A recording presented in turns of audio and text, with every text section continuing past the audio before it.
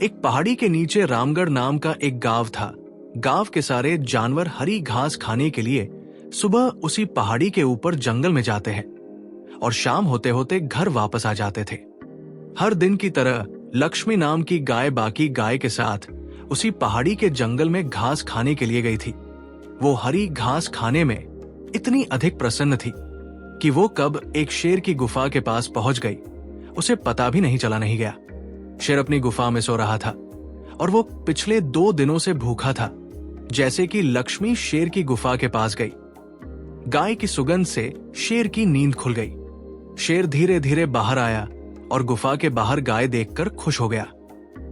शेर ने मन ही मन सोचा कि आज तो उसकी 2 दिनों की भूख मिट जाएगी। वो इस दुरुस्त गाय का ताजा मांस खाएगा और उसने एक तेज दहाड़ लगाई। गाय शेर की आवाज सुनकर डर जाती है।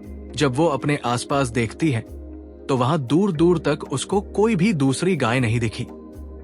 गाय ने पीछे मुड़कर देखा तो उसे सामने शेर खड़ा हुआ दिखाई दिया। उस शेर ने लक्ष्मी को देखकर फिर से दहाड़ लगाई और लक्ष्मी से कहा, मुझे 2 दिनों से कोई शिकार नहीं मिल रहा था, मैं भूखा था। शायद इसीलिए भगवान ने मेरा पेट भरने के लिए तुझे मेरे यहाँ पर भेजा है। आज तुम्हें खाकर अपनी भूख मिटा लूंगा। शेर की बात सुनकर गाय डर जाती है। वो रोते हुए शेर से कहती है, मुझे जाने दो, मुझे मत खाओ। मेरा एक छोटा बच्चा है जो अभी सिर्फ मेरा ही दूध पीता है और उसे घास खाना अभी तक नहीं आया है।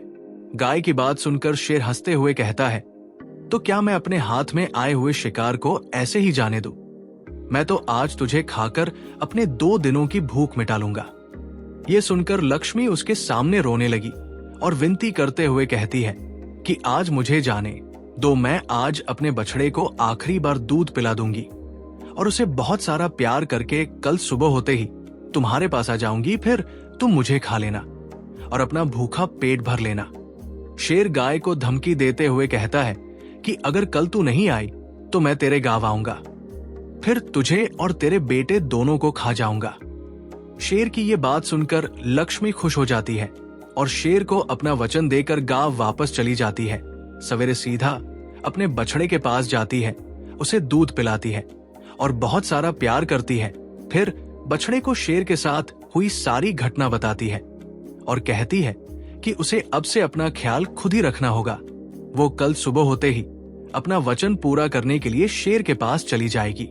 दूसरे दिन सुबह होते ही लक्ष्मी जंगल की तरफ निकल जाती है और शेर की गुफा के सामने पहुंचकर शेर से कहती है, मैं अपने वचन के अनुसार तुम्हारे पास आ गई हूं, अब तुम मुझे खा सकते हो। गाय की आवाज सुनकर शेर अपनी गुफा से बाहर निकल कर आता है और भगवान के अवतार में प्रकट होता है। वो लक्ष्मी से कहते हैं, मैं तो बस तुम्हारी परीक्षा ले रहा था, तुम अपने वचन की पक्की हो। मैं इससे बहुत प्रसन्न हुआ, तुम अब अपने घर बछड़े के पास वापस जा सकती हो। इसके बाद वे उस गाय को गौ माता कहलाने का वरदान भी देकर जाते हैं और उसी दिन के बाद सभी गायों को गौ माता कहना शुरू कर देते हैं।